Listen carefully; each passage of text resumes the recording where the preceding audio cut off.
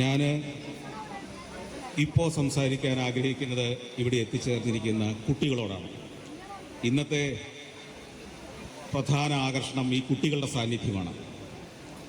അപ്പോൾ കുട്ടികൾ തന്നെയല്ലേ ഇവിടെയുള്ളത്? യെസ്, എത്രയോ സ്കൂളുകളിൽ നിന്ന് കുട്ടികൾ ഇവിടെ എത്തിയിട്ടുണ്ട്. അപ്പോൾ കുട്ടികൾക്ക് വേണ്ടി വൈക്കം മുഹമ്മദ് ബഷീർ ഒരു കത്ത് എന്നെ ഏൽപ്പിച്ചിട്ടുണ്ട്.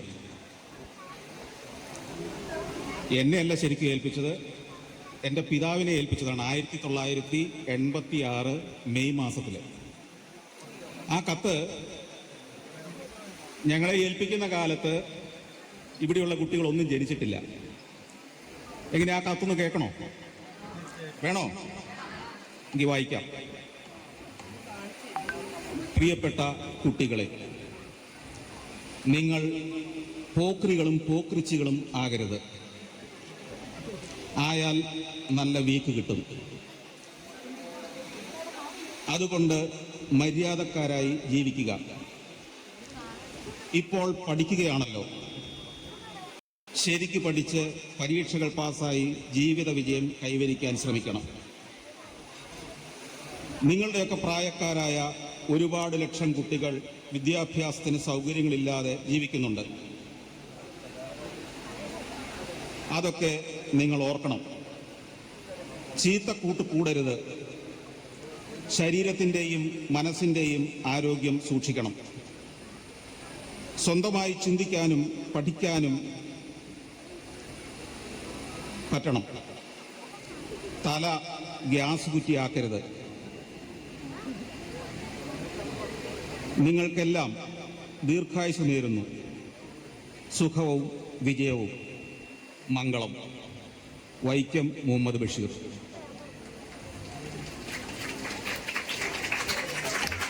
ആയിരത്തി 1986 മെയ് മാസത്തിൽ അക്കാലത്ത് പ്രസിദ്ധീകരണം ആരംഭിച്ചിട്ട് 2-3 വർഷം കഴിഞ്ഞിരുന്ന ലേബർ ഇന്ത്യ എന്ന മാസികയ്ക്ക് വേണ്ടി അദ്ദേഹം എഴുതി അങ്ങോട്ട് അയച്ചു തന്ന ഒരു കത്താണ്. അന്നത്തെ 10ാം ക്ലാസ്സിൽ പഠിച്ചിരുന്ന കുട്ടികളൊക്കെ ഈ കത്ത് വായിച്ചിട്ടുണ്ടാവും. അവരിൽ പലരും ഇന്ന് 86-ൽ 10ാം ക്ലാസ്സിൽ പഠിച്ചവരൊക്കെ 52, 53, 54 വയസ്സുള്ള ആളുകളായി ഞങ്ങളെപ്പോലെ ഇവിടെ ഇരിക്കുന്നുണ്ടാവും.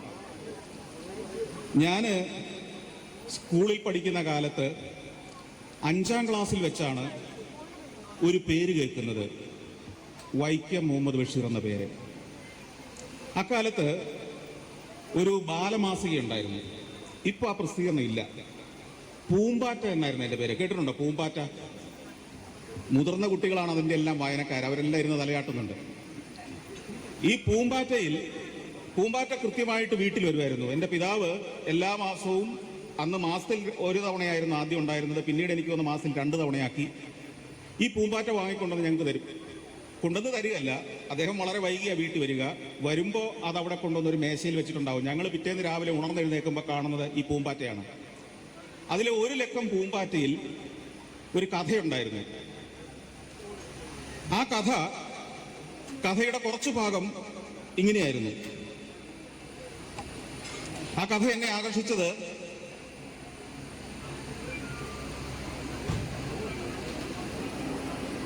അതിൻ്റെ ഒരു കുറച്ച് ഭാഗം ഇങ്ങനെയാണ്. അബ്ദുൽ ഖാദറിൻ്റെയും എൻ്റെയും കിടപ്പ് മിക്കപ്പോഴും ബാപ്പയുടെ കൂടെയാണ്. കട്ടിലിൽ മെത്തപ്പായയിൽ കിടക്കുന്നു. ബാപ്പ, അബ്ദുൽ ഖാദർ, ഞാൻ. ഉമ്മ കുറെ ദൂരെ വേറൊരു കട്ടിലിൽ. ഇങ്ങനെ സസുഖം ജീവിച്ചു വരുമ്പോൾ ഒരു ഘോര സംഭവം നടക്കുന്നു. സത്യം, നീതി, ധർമ്മം എന്നിതുകളുടെ കഴുത്ത് നിഷ്കരുണം അറുത്ത് ലോകനാശത്തിന് വഴിവെക്കുന്നു. സംഭവം ശുദ്ധമൂത്രമാകുന്നു. ആരോ കിടക്കപ്പായയിൽ കിടന്ന് രാത്രി മൂത്രമൊഴിക്കുന്നുണ്ട്. ആരാണത്? അബ്ദുൽ ഖാദറാണോ ഞാനാണോ? ഒരു പിടിയുമില്ല. ആരെ തല്ലണം? ഉമ്മായും ബാപ്പായും കിണഞ്ഞാലോചിച്ചു. ഒരു തുമ്പും കിട്ടിയില്ല. ഈ കാലത്താണ് സത്യം, നീതി, ധർമ്മം ഇത്യാദികളെ കശാപ്പ് ചെയ്യുന്നത്. ആ ക്രൂരകൃത്യം നടക്കുന്നത് ഒരു സന്ധ്യയ്ക്കാണ്. സൂര്യൻ അസ്തമിക്കാറായിട്ടില്ല. ഞങ്ങളുടെ വീടിന്റെ പടിഞ്ഞാറ് വശത്തുള്ള പടിയുടെ അടുത്ത് നിൽക്കുന്ന തൈത്തെങ്ങിന്റെ ഉച്ചിയിൽ നിന്ന് സൂര്യൻ എല്ലാം കാണുന്നുണ്ട്. സൂര്യൻ തന്നെ എല്ലാത്തിനും സാക്ഷി. ഞാൻ കുറ്റവാളിയായി തീർന്നിരിക്കുന്നു. ലോകമെന്നെ കശ്മലനാക്കുന്ന പ്രഥമ സംഭവം. ഞങ്ങളുടെ മുറ്റത്തുള്ള വെള്ളമണൽ അത് പളപളാ മിന്നുന്നു. അതിലാണ് ജഡ്ജികളായ യോഗ്യന്മാരിയ്ക്കുന്നത്. എല്ലാവരും ഉണ്ട്. ബാപ്പയും ബാപ്പയുടെ ഇഷ്ടക്കാരും, മാധവൻ നായർ, കൃഷ്ണൻ, ഔസേപ്പ് മാപ്പിള, ശങ്കരൻകുട്ടി, ആനക്കാരൻ, പിന്നെ ബാപ്പയുടെ പുന്നാര അളിയനും, എന്റെ മാമയും വലിയ വഴക്കാളിയും ഭയങ്കര ഒച്ചക്കാരനും ഒത്ത ഫയൽമാനുമായ പാലശ്ശേരി മുഹമ്മദ്, മാമയുടെ മടിയിൽ ചട്ടുകാലനും ചെല്ലപ്പിള്ളയുമായ അബ്ദുൽ ഖാദർ പ്രശോഭിക്കുന്നു. യോഗ്യന്മാരെല്ലാം നല്ല പാലൊഴിച്ച് കുറുകൻ ചായ കുടിച്ചിട്ട് ഉശിരൻ ജാപ്പാണം പുകയിലയും ചേർത്ത് മുറുക്കി രസിച്ചിരിക്കുകയാണ്. മാമ കുടിച്ചിട്ട് കൊടുത്ത ബാക്കി ചായ അബ്ദുൽ ഖാദർ കുടിക്കുന്നു. ആ സദസ്സിലേക്ക് ബാപ്പ എന്നെ വിളിച്ചു. എന്തിനാണെന്ന് അറിഞ്ഞുകൂടാ. ഞാൻ ചെന്നു. ബാപ്പ എന്നെ പിടിച്ചടുത്ത് നിർത്തി. എന്നിട്ട് എൻ്റെ മുണ്ട് പിടിച്ച് ഉരിഞ്ഞ് പൂർണ്ണ നഗ്നാക്കി ലോകത്തിൻ്റെ മുമ്പിൽ നിർത്തി. എൻ്റെ അരയിൽ വെള്ളിയരഞ്ഞാണമുണ്ട്. അതിൽ വെള്ളി ഏലസുകളും എല്ലാം ക്ലാവ് പിടിച്ച് കറുത്ത മാതിരി. ബാപ്പ ലോകത്തോട്ടായിട്ട് പറഞ്ഞു, കണ്ടോ, എല്ലാം കറുത്ത് ക്ലാവ് പിടിച്ചു പോയി. തന്നെയുമല്ല, സത്യം, നീതി, ധർമ്മം എന്നിവകളുടെ കഴുത്ത് പിടിച്ച് ഞെരിച്ചുകൊണ്ട് ബാപ്പ പറഞ്ഞു, ഇവൻ രാത്രി പായയിൽ കിടന്ന് മുള്ളുന്നുണ്ട്. ബഷീറിന്റെ ബാല്യകാലത്ത് ബാപ്പ പിടിച്ച് വിവസ്ത്രനാക്കി അദ്ദേഹം പായയിൽ കിടന്നു മുള്ളുന്ന സംഭവം നാട്ടുകാർക്ക് വിവരിച്ചു കൊടുത്തതിന് ശേഷം നടന്ന സംഭവങ്ങളാണ് ആ കഥ മുഴുവൻ. അതിന് കണ്ടെത്തിയ പ്രതിവിധി എന്തായിരുന്നറിയോ? എങ്ങനെയാണ് കിടന്നുമുള്ളൽ എന്ന പ്രശ്നം ഒഴിവാക്കാൻ വേണ്ടി അന്ന് വൈക്കം മുഹമ്മദ് ബഷീറിന്റെ ബാല്യനായിരുന്ന അദ്ദേഹത്തിന്റെ പിതാവ് കണ്ടുപിടിച്ച മാർഗം ആർക്കെങ്കിലും അറിയോ? അറിയണമെങ്കിൽ ഇനി സ്കൂളിൽ ചെന്ന് കഴിഞ്ഞ് സ്കൂളിലെ ലൈബ്രറിയിൽ ആനപ്പൂട എന്ന ഒരു പുസ്തകമുണ്ട്. അതെടുത്ത് വായിക്കുമോ? ഗംഭീര സംഭവമാണ്. ഞെട്ടിത്തരിച്ചു പോകുന്ന സംഭവങ്ങളാണ് പിന്നെ നടക്കുന്നത്. അതിൻ്റെ ഒരു ക്ലൂ പറഞ്ഞു തരാം പിള്ളേർക്ക്. അവർ കണ്ടെത്തിയ മാർഗം എന്തെന്നറിയോ? ഒരു വമ്പൻ കൊമ്പനാനയെ മുറ്റത്ത് കൊണ്ടു നിർത്തണം. എന്നിട്ട് ഈ കൊമ്പനാനയുടെ കാലിനിടയ്ക്കൂടെ ബഷീർ നടന്നു പോകണം. നടന്ന് അപ്പുറം ചെന്ന് കഴിഞ്ഞാൽ പിന്നെ ജീവിതത്തിൽ ഒരിക്കലും എന്ത് സംഭവിക്കില്ല?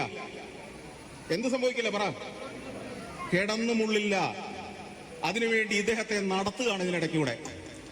മൂപ്പർക്ക് പേടിയാണ്, കടക്കാൻ പറ്റുന്നില്ല. കാലിന്റെ ഇപ്പുറത്ത് വന്ന് നിൽക്കുകയാണ്.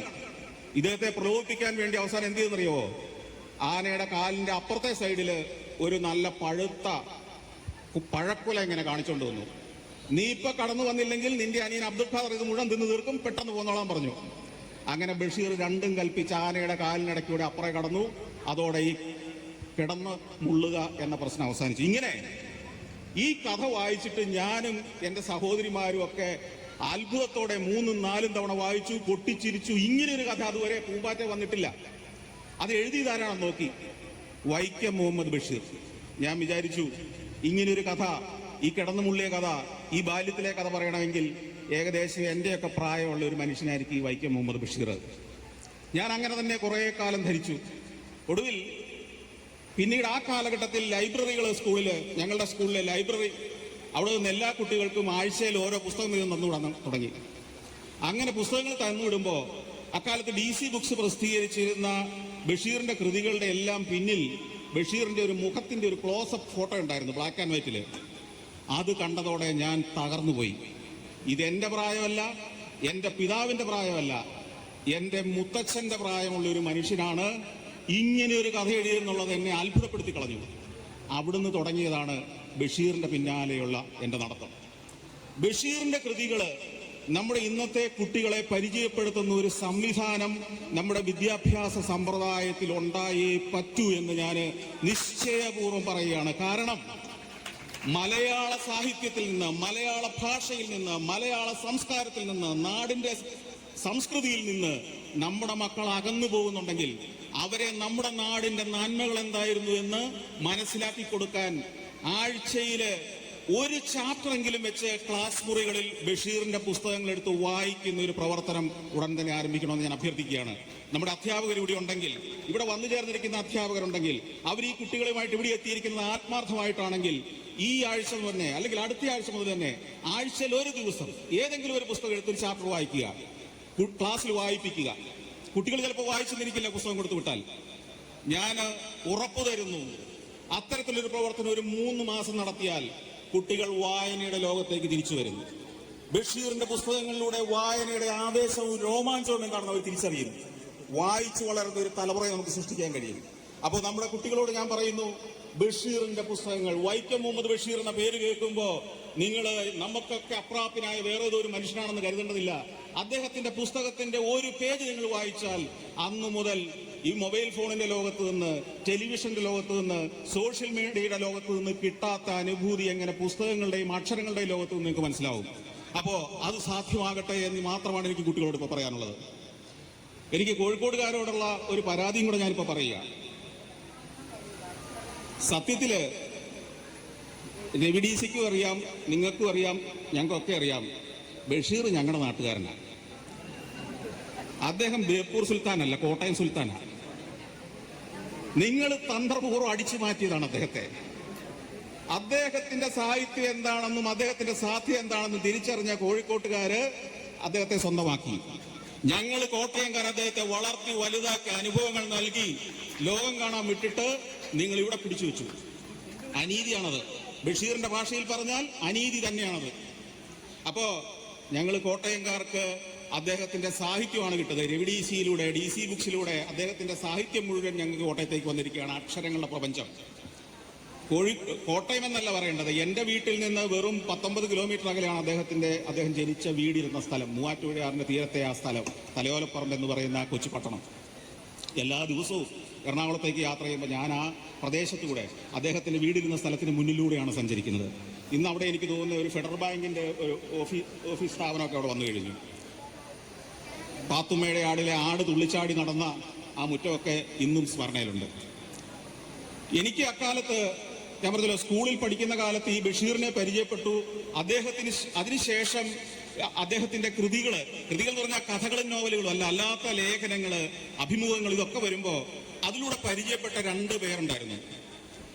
അവരോടായിരുന്നു എനിക്ക് അക്കാലത്ത് ഏറ്റവും വലിയ അസൂയ. ബഷീർ തന്നെ പരിചയപ്പെടുത്തിയ 2 പേരാ. അതിലേറ്റവും കൂടുതലുള്ള എനിക്ക് തോന്നുന്നത് ഷാഹിന എന്ന പേരായിരുന്നു. പിന്നെയുള്ളത് അനീസ് എന്ന പേരായിരുന്നു. ഇത്രയും കഥ പറയുന്ന, ഇത്രയും രസികനായ ഒരു പിതാവിന്റെ മക്കളായി ദിവസവും 24 മണിക്കൂറും കഥ കേട്ട് ജീവിക്കുന്ന, വളരുന്ന ഇവരോടായിരുന്നു എന്റെ അസൂയ മുഴുവൻ കുട്ടിയായിരുന്ന കാലത്ത്. ഇപ്പോഴും അസൂയൊക്കെ ഉണ്ട്.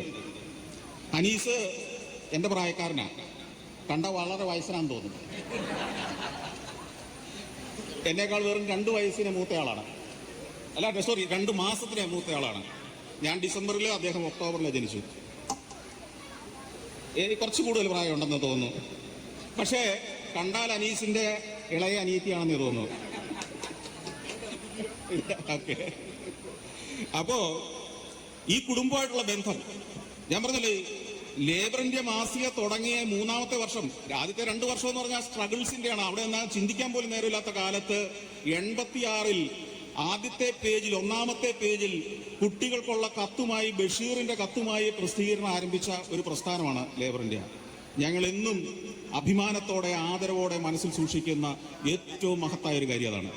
അപ്പോൾ നിങ്ങളെ വിദ്യാർത്ഥികളോട് ഞാൻ പറയുന്നു, അടുത്ത ആഴ്ച മുതൽ ഒരു ചാപ്റ്റർ ഒരാഴ്ച, എനിക്കറിയാം ആഴ്ചയിൽ ഒരു ചാപ്റ്റർ എന്ന് പറഞ്ഞാൽ നിങ്ങൾ അവിടെ നിർത്തില്ല എന്ന് എനിക്കറിയാം.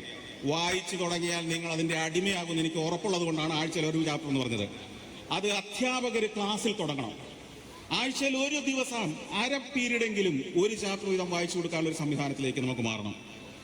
വൈക്കം മുഹമ്മദ് ബഷീറിന്റെ സ്മരണകളല്ല ഞാൻ പറഞ്ഞത്, എൻ്റെ ഓർമ്മകളാണ് ഞാൻ പറഞ്ഞത്. അദ്ദേഹത്തെ നന്നായി അറിയുന്നവരാണ് ഈ നാട്ടുകാർ, ഇവിടെ കോഴിക്കോടുള്ള സാഹിത്യ സാംസ്കാരിക പ്രവർത്തകർ. അവരുമായിട്ട് താരതമ്യപ്പെടുത്തുമ്പോൾ എനിക്ക് അധികം അനുഭവങ്ങളില്ല. ഞാൻ ഇന്നത്തെ കൂടെ ചേർന്ന് 3ാമത്തെ തവണയാണ് വരുന്നത്. ആദ്യം വരുന്നത് അദ്ദേഹം ഈ വീടിന്റെ ഒരു പാരപ്പറ്റില് അല്പം ദുഃഖത്തോടെ, വേദനയോടെ ശ്വാസം എടുത്തു വലിച്ചുകൊണ്ടിരിക്കുന്ന ഒരു ദിവസം, അന്ന് 92-ലാണെന്നാണ് എൻ്റെ ഓർമ്മ. ഞാൻ വന്നു. അന്ന് ഞങ്ങളൊരു ചെറിയ പ്രസിദ്ധീകരണം, ലേബർ ഇന്ത്യയുടെ കുടുംബമാസിക എന്നുള്ളൊരു പ്രസിദ്ധീകരണം ഉണ്ടായിരുന്നു. അതിനുവേണ്ടി അദ്ദേഹത്തെ ഒരു അഭിമുഖം ചെയ്യാൻ വേണ്ടി വന്നതാണ്. പക്ഷെ അദ്ദേഹത്തിന് തീരെ വയ്യാതിരുന്ന ഒരു ദിവസമാണ്. അദ്ദേഹം വലിച്ചുകൊണ്ടിരിക്കുകയാണ്, ശ്വാസം കിട്ടാതെ ബുദ്ധിമുട്ടുന്ന ഒരു ദിവസം. അപ്പോൾ ഞങ്ങൾക്ക് അധികം വർത്താനം പറയാൻ തോന്നിയില്ല. അദ്ദേഹം പറഞ്ഞോ എന്ന് പറഞ്ഞു എന്നോട്. അപ്പം ഞാൻ എൻ്റെ വിശേഷങ്ങൾ കുറേ പറഞ്ഞത് അദ്ദേഹം ഈ വലിവോടുകൂടി ഇരുന്ന് കേട്ടത് ഞാൻ ഓർക്കുന്നുണ്ട്. പിന്നെ യാത്ര പറഞ്ഞു പോയി. പിന്നെ അദ്ദേഹത്തെ എനിക്ക് കാണാൻ കഴിഞ്ഞിട്ടില്ല. പിന്നെ ഏതാനും മാസം മുമ്പ് അനീസിന് ഒപ്പം ഞാനിവിടെ ഈ വീട്ടിൽ ഉണ്ടായിരുന്നു കുറച്ച് സമയം. അപ്പോൾ ഇനിയും ഈ 30-ാം വർഷം മാത്രമല്ല, 300 വർഷം കഴിഞ്ഞാലും നമ്മളുടെ ചരിത്രത്തിന്റെ ഭാഗമായി, സംസ്കാരത്തിന്റെ ഭാഗമായി, നമ്മുടെ അഭിമാനമായി വൈക്കം മുഹമ്മദ് ബഷീർ എന്ന പേരും അദ്ദേഹത്തിന്റെ സൃഷ്ടികളും ഈ സാംസ്കാരിക കേന്ദ്രം ഉണ്ടാവും. ഈ വീടൊരു സാംസ്കാരിക കേന്ദ്രമാണ്. ഇതിന് സമീപത്തുണ്ടാകാൻ പോകുന്നതും വലിയൊരു സാംസ്കാരിക കേന്ദ്രമാണ്. എല്ലാ ആശംസകളും നേരുന്നു. ഇവിടേക്ക് എന്നെ ക്ഷണിച്ചതിന് അനീസിനും കുടുംബാംഗങ്ങൾക്കും ഷാഹിനയ്ക്കും ഒക്കെ ഞാൻ നന്ദി പറയുന്നു. Thank you very much.